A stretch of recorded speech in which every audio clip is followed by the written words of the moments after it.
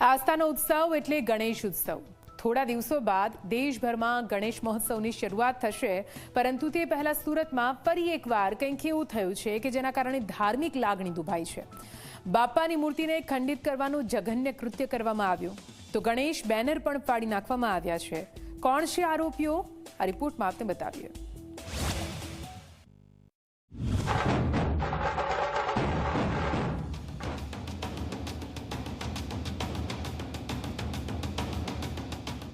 સુરતમાં ગણેશોત્સવ પહેલા જ એવી ઘટનાઓ બની છે જેણે શહેરની શાંતિને ડહોળવાનો પ્રયાસ કર્યો છે।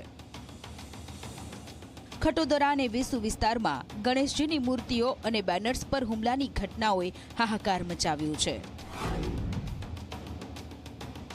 સુરતના ખટોદરા વિસ્તારમાં યુનિક હોસ્પિટલ પાસે રામજીભાઈ મૂર્તિવાડામાં 4 મહિનાની તનતોડ મહેનતથી બનાવેલી ગણેશજીની મૂર્તિઓને અજાણ્યા શખ્સોએ ખંડિત કરી નાખી। આ ઘટનાએ મૂર્તિકારનું હૈયું તોડી નાખ્યું, જેમણે આંસુઓ સાથે પોતાનું દુઃખ વ્યક્ત કર્યું।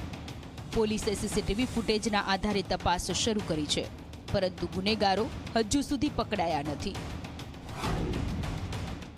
यहाँ पे कल दोपहर को 3 से 4 के बीच में कुछ बाहर के लड़के हुए आए थे और वो लोग कौन थे, कहाँ से आए थे, कुछ मालूम नहीं थे।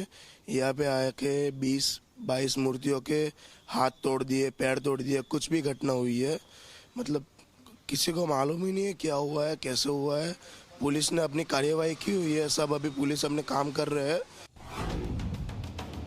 બીજી તરફ વેસુના ડોક્ટર હેડગેવાર નગરમાં ગણપતિ બાપાના બેનર્સને રાત્રે અજાણ્યા શખ્સોએ ફાડી નાખ્યા।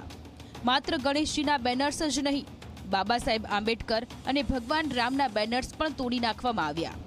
સ્થાનિકોએ આ ઘટનાને ધાર્મિક લાગણીઓને ઠેસ પહોંચાડવાનો પ્રયાસ ગણાવ્યો છે।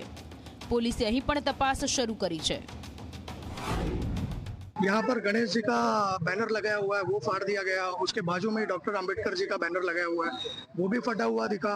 और ऊपर एक जो एंट्रेंस है तो वहाँ पे जय श्री राम का भी एक बैनर लगा हुआ है ऊपर, तो उसे भी पत्थर के द्वारा शायद तक दिख रहा है जैसे कि फाड़ा हुआ है। और बाजू में जो किराने की दुकानें हैं तो वहाँ पर कुछ सीसीटीवी कैमरास लगे हुए थे, वो भी तोड़कर लेकर गए।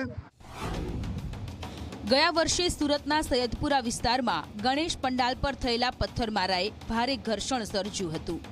વાહનોમાં તોડફોડ અને આગજનીની ઘટનાએ શહેરની શાંતિને હચમચાવી દીધી હતી। આ વર્ષે ફરી એકવાર આવી ઘટનાઓ શું શહેરની શાંતિને ખલેલ પહોંચાડવાનો પ્રયાસ છે? હવે એ લોકો કોણ છે એની કાર્યવાહી થવી જોઈએ। સીસીટીવી સામે છે બિલ્ડિંગની, એમાં દેખાય છે 3 થી 4 લોકો, બાકી જે આપણી પાસે 2 સીસીટીવી છે આજુબાજુ એ તોડીને એ લોકો લઈ ગયા છે।